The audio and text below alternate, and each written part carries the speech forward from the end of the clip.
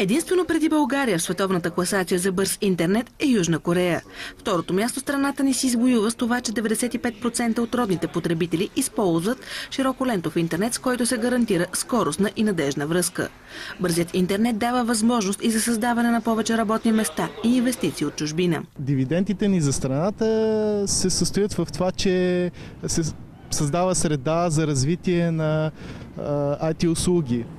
Тоест, по този начин ние може да бъдем един IT център на Балканите, да предлагаме различен тип услуги, без значение дали клиентите ни са в Европа или в Щатите. Всъщност страната ни има най-голям брой доставчици на глава от населението, а от това печелят потребителите. Високата конкуренция в България всъщност направи така, че пазара да е добър.